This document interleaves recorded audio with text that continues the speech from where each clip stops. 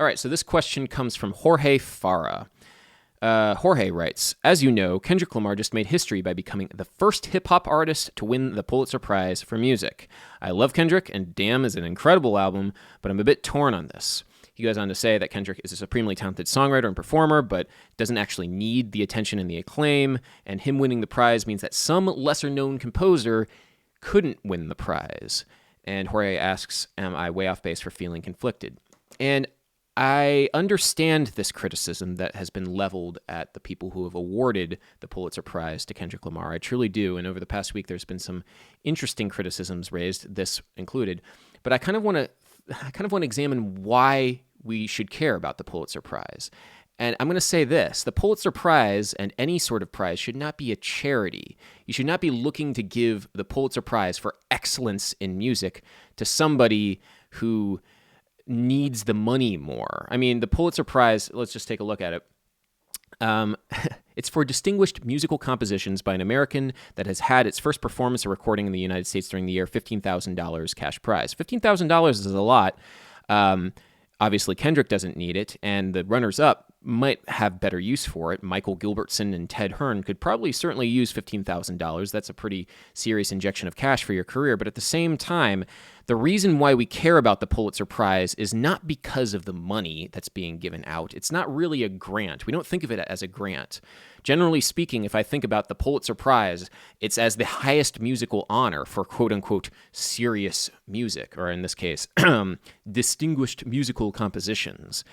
And, traditionally, since 1943, with very few exceptions, it hasn't been jazz and classical artists. It's been classical artists. It's been people from the European Western tradition who have been winning this Pulitzer Prize in music over and over and over again. It wasn't until, let me just find this, it wasn't until 1997 with Wynton Marsalis's Blood on the Fields, where you had a jazz composer and a jazz musician win the Pulitzer Prize in music, in this case, Wynton Marsalis. And honestly, I don't really like this piece of music that much at all. Wynton Marsalis's classical jazz fusion pieces, what we would call third stream pieces like this, Blood on the Fields, have always left me very, very dry. And chances are the reason why it won the award in 1997 was they had a lot of pressure to include some sort of jazz composer in the Pulitzer Prize field. Duke Ellington never won a Pulitzer Prize. John Coltrane and Miles Davis never won Pulitzer Prizes. Duke Ellington's role as an American composer is probably he's probably the most important American composer of this century. And his influence has has gone way beyond that of just jazz and classical music, and is just a towering figure in American music. The fact that he never won a Pulitzer Prize, and say William Bolcom, John Harbison, George Pearl, Stephen Albert. I mean, some of these guys I think are okay, but some of them I've definitely never heard of. And I have definitely heard of Duke Ellington, and I feel like what he did for music, I feel like he made far more distinguished musical compositions than those people. It's so, in 1997, it feels like Blood on the Fields is almost like a consolation prize for jazz. In 2007, there was another consolation prize, although for somebody I feel is a lot more deserving of it. Ornette Coleman with Sound Grammar. Now, Ornette Coleman released The Shape of Jazz to Come in 1956. In 1956, the Pulitzer Prize was Symphony No. 3 by Ernst Talk. The Shape of Jazz to Come is one of the most influential jazz records of just all time. It's an incredible piece of music. So it's great that Ornette Coleman eventually won the Pulitzer Prize, but at the same time, it would have been nice if he won the Pulitzer Prize for The Shape of Jazz to Come back, more than half a century earlier. There's only one other person, jazz musician, who has ever won the Pulitzer Prize, and that was in, Jennifer Higdon's great. I don't want to knock her. There's actually a lot of really great recent ones.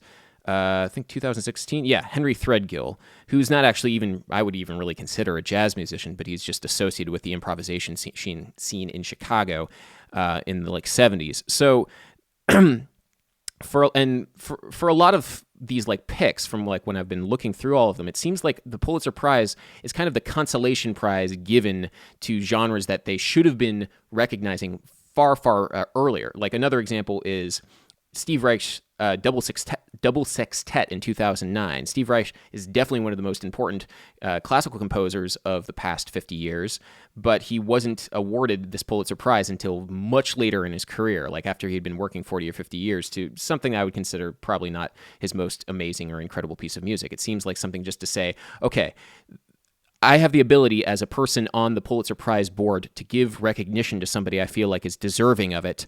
I'm going to give it to Steve Reich right now because he never was when he was actually working and has at his absolute artistic prime. He never received this honor.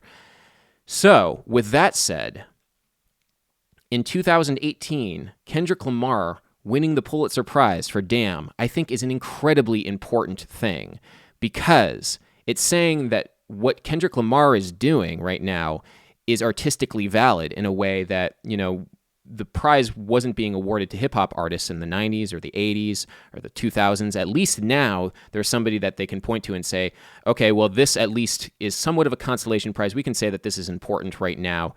And the importance of hip-hop and the importance of hip-hop in the American culture at least can be represented through Damn. Now, personally, I think To Pimp a Butterfly is a far superior record, but at the same time, Black Codes by Wynton Marsalis is far superior to Blood on whatever the stupid piece of music. I really dislike Wynton Marsalis's classical pieces. Also, he's very self-aggrandizing. In his biography, he writes, Wynton Marsalis has been appropriately described as a level raiser whose breadth of talent is equated with genius.